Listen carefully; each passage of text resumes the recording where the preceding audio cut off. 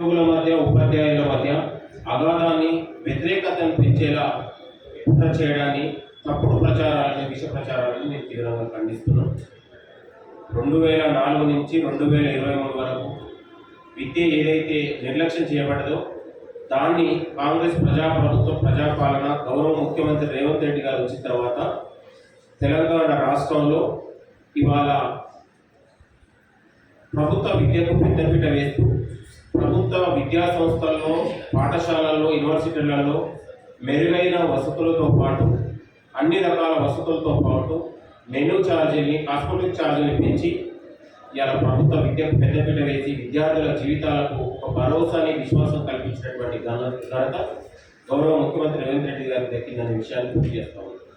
తెలంగాణ రాష్ట్రంలో దేశంలోనే ఏ రాష్ట్రంలో లేని విధంగా తెలంగాణలో integrated schools young India integrated స్కూళ్ళ నిర్మాణం దాదాపు 22,000 కోట్ల రూపాయల ఇంటిగ్రేటెడ్ స్కూళ్ళ నిర్మాణం తెలంగాణలో చేపట్టింది.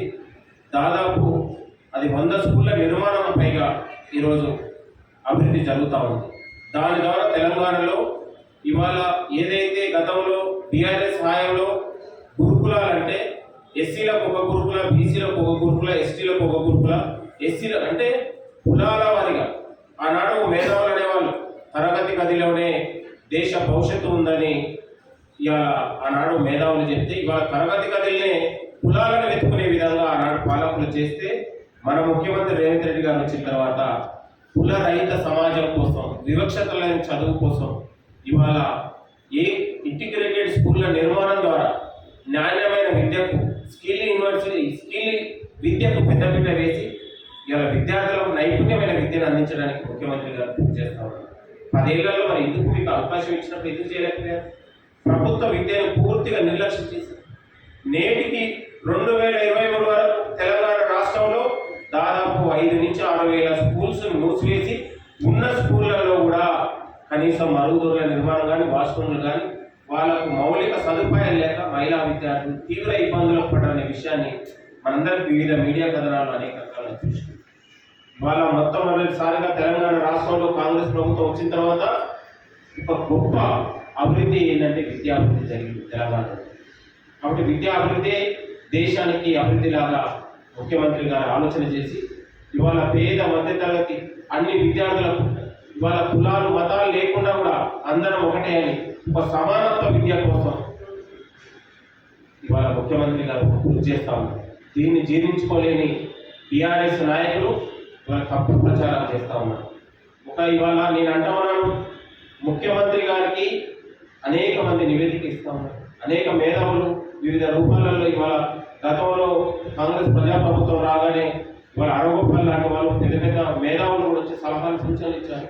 ఇవాళ పేద మధ్యతరగతి విద్యార్థుల విద్య దగ్గర కూడా ఎందుకు మీకు ఇంత కడుపుకుంటా, ఎందుకు మీకు ఇంత తప్పుడు ప్రచారాలు చేసి పేద మధ్యతరగతి విద్యార్థులకు విద్యను అందకుండా ఎందుకు కుట్ర చేస్తున్నారనే విషయాన్ని టీఆర్ఎస్ నాయకులకు నేను సూచి ప్రశ్నిస్తున్నాను. మీరు చేయలేని పని ఈరోజు ముఖ్యమంత్రి గారు చేస్తా ఉన్నారు. ఆగమైపోయిన ఇవాళ ప్రభుత్వ విద్య ఏదైతుందో దాన్ని పునర్నిర్మాణం చేయడానికే విద్యాశాఖ మంత్రి తన దగ్గర ఉంచుకొని ఇవాళ ప్రభుత్వ విద్యతో పాటు తెలంగాణలో అన్ని యూనివర్సిటీ విద్య కావచ్చు, ఇంటర్మీడియట్ విద్య కావచ్చు, స్కూల్ ఎడ్యుకేషన్ కావచ్చు, దాన్ని డెవలప్ చేయడానికి ముఖ్యమంత్రి గారు తన శాఖని దగ్గర పెట్టుకొని ఇవాళ పనిచేస్తూ ఉన్నారు. దాన్ని కూడా రాజకీయం చేస్తూ ఉన్నారు. ఇవాళ ముఖ్యమంత్రి గారు విద్యాశాఖను వేరే వాళ్ళకి చేసిన తెలంగాణలో విద్యాశాఖ మంత్రి లేకుండా ఇవాళ పరీక్షలు ఆగిపోయినాయా? ఎక్కడైనా లీకేజీలు జరిగినాయా? ఎక్కడైనా అక్రమాలు జరిగినాయా? ఇంకెక్కడైనా మీరు టార్చ్ లైట్ చూపించగలుగుతారా? మీ హాయంలో ఇంటర్మీడియట్ పరీక్షలు నిర్వహించలేకపోయారు. ఎస్ఎస్సి పరీక్షలలో ఇవాళ అక్రమాలే. ఇంటర్మీడియట్ పరీక్షలు నిర్వహించలేక 37 మంది ఆత్మహత్య చేసుకున్నారు విద్యార్థులు. ఎంసెట్లో ఆలస్యమే. అనేక రకాల తప్పుతడకలతో ప్రభుత్వ విద్య 10 ఏళ్ల పాటు ఇవాళ విద్యార్థులు తల్లిదండ్రులు గర్భాలు పెట్టినటువంటి పరిస్థితి. ఇవాళ ముఖ్యమంత్రి గారు ఇవాళ 2.5 ఏళ్లలో తెలంగాణ రాష్ట్రంలో ఇవాళ ప్రభుత్వ విద్యా విషయంలో కావచ్చు, పరీక్షల నిర్వహణ కావచ్చు, ఎంసెట్ నిర్వహణ కావచ్చు, ప్రతి పరీక్షలో ప్రభుత్వం పునడిబందిగా పారదర్శకంగా వ్యవహరించింది. ఎక్కడ కూడా అక్రమాలకు కానీ తప్పుదడలకు కానీ ఈ ప్రభుత్వం ఎలాంటి అవకాశాలు కానీ అలాంటి ఎక్కడ చేసిన కుటుంబాలు అవుతుందనే విషయాన్ని మనం ఒకసారి గుర్తు చేస్తా ఉన్నాం.